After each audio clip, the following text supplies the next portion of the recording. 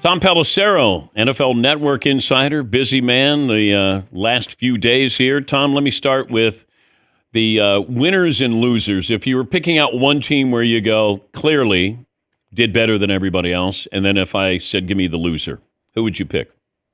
The winners and losers are always tough because a lot of the time, the biggest free agent signings are the guys you see cut 2 years later, and some of those value type signings are the ones that work out the best. Look at the Eagles last year with Zach Bond. Nobody was talking about that. That was as impactful as anything.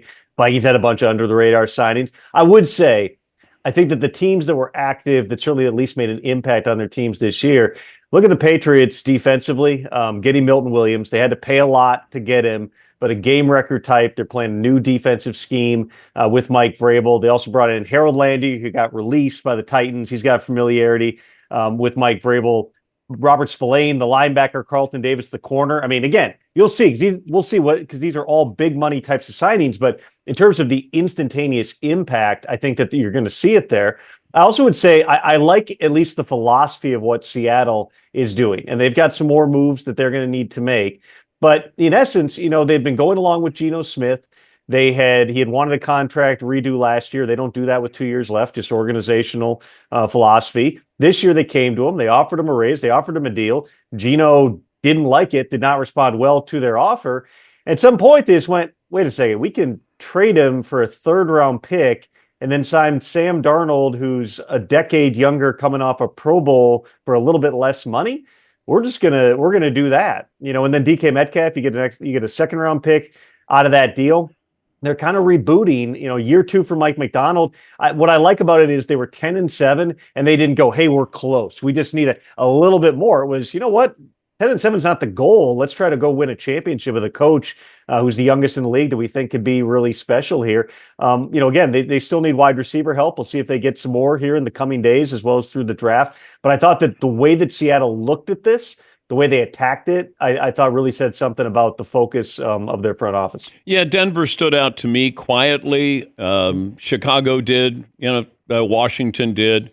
And then you have the other end of the spectrum, the team that made you go, Well, once again, I think that just anybody looking at this says the Cowboys are just so generally inactive that it just makes you wonder what's their plan. Obviously they've got a new coaching staff in there. Brian Schottenheimer getting promoted to head coach. Matt Eberflus coming in as the defensive coordinator. We've seen them make some, relatively smaller moves. They traded yesterday for a couple of former high draft picks, Kenneth Murray and Kyer Elam.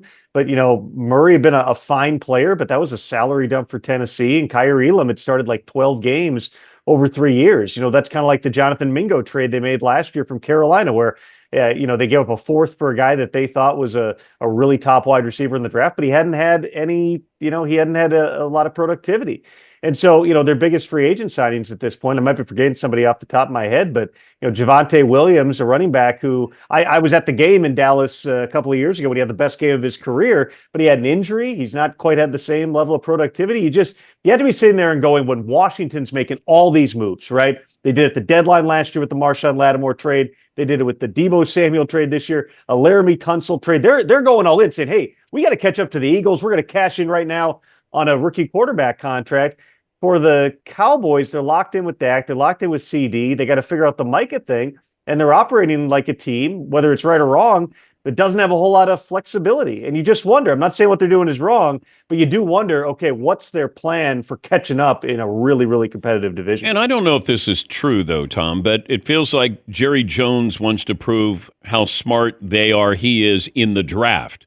Free agency, okay, I sign checks, but they don't go after free agents. And they have done well in the draft, but I don't know why it's like a college coach who doesn't believe in the transfer portal. You got Dabo Sweeney at Clemson. He doesn't believe in the trend. You're like, you better get up to speed. But Jerry they've never spent money. Who is it? Greg Hardy is their big free agent signing a decade ago?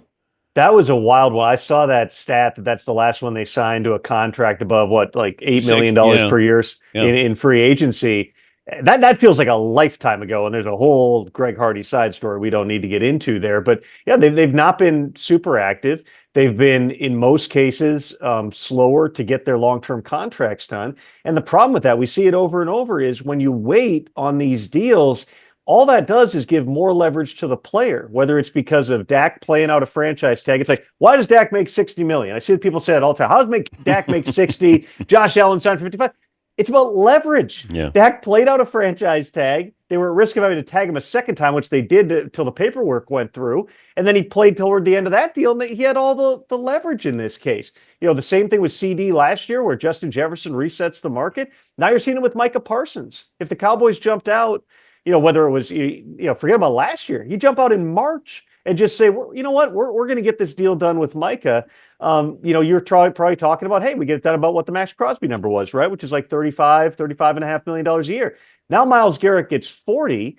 Micah Parsons' agents are sitting there going, great. We'll sit back and wait and see if we get 41. And now you potentially have another offseason where it's dominated by what's going to happen with Micah. It would give me the indication that they're at least open to exploring whether or not they would trade him. I know they've had internal discussions about, okay, what's the right thing to do when, if you sign him for 40 million plus, that's going to give you a super top heavy type of a roster here. It's just, that's kind of the Cowboys' way of doing business. And I definitely understand the frustration of fans who are just going, what's the plan to get better? Again, when you're chasing literally the Super Bowl champs who arguably have the best roster in football. Tom Pelissero, NFL Network insider. The Aaron Rodgers situation, I'm curious about this from the Minnesota standpoint. Why don't they just come out and say, we're not interested in Aaron Rodgers? Like, you've already said to J.J. McCarthy, we're moving on from Sam Darnold. We believe in you. If you truly believe in J.J. McCarthy, unless they do, they're curious about Aaron Rodgers. Listen, if the Vikings called Aaron Rodgers today and said, hey, what do you think about coming and playing in Minnesota? Aaron Rodgers would be off that beach with the shawl around his shoulders and be on a plane to Minnesota instantly. I mean, that's the truth. Kevin O'Connell and Aaron Rodgers have a relationship. They're about the same age, believe it or not. They are both California guys. They've known each other for years. They talk, they text. But you drafted J.J. McCarthy last year, 10th overall, with the philosophy of exactly what, like I was talking about with Washington, where you got a young guy on a cost-controlled rookie contract. You can spend all this money elsewhere. You can use draft picks. You can go, we're going to try to win right now by taking advantage of the fact that we've got the quarterback on the cheap. Aaron Rodgers, I believe, would come and play for, not very much money at all in Minnesota, but you're still changing the path for J.J. McCarthy at that point. It would be different if Sam Darnold were coming back off the year he had. They made him an offer. Seattle offered him way more money. He's gone. Daniel Jones, they tried to bring back to give themselves an option here, just because J.J. McCarthy is in a very rare position where not only did he not play as a rookie, he didn't take a rep the whole season, and there's no precedent for that. But once those two options went away, my understanding has been the most likely scenario, highly likely, is that J.J. McCarthy is going to be the starting quarterback, and they'll pursue a backup option. Why have they not ruled it out publicly? I would say the Vikings philosophically just don't rule anything out publicly. Is there some scenario here where, think about this, Dan. J.J. McCarthy has a setback in rehab. I'm not saying he has. I'm saying if that were to happen, right? In May, where he tweaks something in OTAs, and Aaron's sitting out there still wandering in the sand, maybe you go, hey, this is exactly the type of opportunity here. And I think that, from Aaron's perspective, and listen, there's only one person inside his head, and Aaron's deep inside there. He's got to make up his decision about what he wants to do. Does he really want to play? And at some point, some of the options that he's got right now potentially are going to go away. Because right now, Russell Wilson's in Cleveland today. If all of a sudden the Browns, and I don't know that this is going to happen, but let's say the Browns decide, we'd like to make you an offer. We'd like to bring you in. And now all of a sudden the Steelers are in a situation of, all right, we can either keep waiting for Aaron, who learned a lot from Brett Favre. And when Brett Favre went from the Jets to the Vikings, he signed on August 18th in 2009. We can't sit here and just wait. We don't want to lose. Russell Wilson would be plan C because Justin Fields was plan A. We don't want to go from A to B to C to whatever is D. We need to do something right now. That's where the teams at some point might need to move forward. It hasn't happened yet, but that time is coming here. And as much as Aaron might feel like he needs to meditate on this and really get in touch with all the different factors in his life, at some point you got to make a decision, and time will tell how much leash the teams are willing to give him to do that. I don't let Russell Wilson out of the building if I'm Cleveland. I just say, hey, Russ, let's make this work. You can show Pittsburgh. We'll come back and haunt Pittsburgh here, and whatever your reclamation tour. And I wonder if the Steelers could be kind of. Let's say Aaron Rodgers says, "Hey, you know what? I'm going to play for the Giants."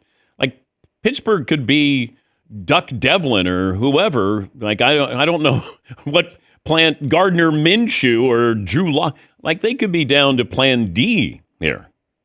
I love a good Devlin Duck Hodges reference in the morning, Dan. Yeah, I mean, listen, there's are some other things out there, but yeah, let's game this out. Let's game out the situation that you just did, which I talked through with some people this morning. Let's say, and I don't know what's going to happen. Let's say the Browns sign Russell Wilson today. Now the Giants and the Steelers are waiting on one guy who may or may not even decide that he ultimately wants to play football in 2025. Your other options beyond that are you try to get Kirk Cousins out of Atlanta, where that's still an evolving situation there. He's due 27.5 fully guaranteed, another 10 million for 2026 vests if he's on the roster come Sunday. The Falcons don't seem concerned about that at all because they figure, hey, another 10 million vest 2 years from now. He'll probably make that and it'll be offset anyway, so not a big deal. They're going to wait, but Kirk also has a no trade clause. He might not want to go to certain teams that might have an interest in him. So that's one option. Then after that, you're into, is Joe Flacco a starter in the NFL somewhere this season? Jameis Winston, Drew Lock is still out there. You try to make something out of Trey Lance. I mean, your list of options are getting shorter here. I don't know, frankly, if any of these options, Dan, they're big names. I don't know if any of these options are stuff that fans are going to, blow up the phone lines or get online and buy tickets to go see 41-year-old Aaron Rodgers, 36-year-old Russell Wilson, 41-year-old Joe Flacco. I don't know that any of these are, the options that are going to like spur you, not the way it did when the Jets traded for Rodgers a couple of years ago, but they are competent quarterbacks. And in a quarterback draft where there is very little certainty beyond Cam Ward probably being the first quarterback and quite possibly the number one overall pick, at least locking in somebody who can go out and function in offense and get the ball to your playmakers, it gives you a little bit more optionality. But can they afford these next 6 weeks? Can they afford another 9-8 season? Can Mike Tomlin afford another 9-8?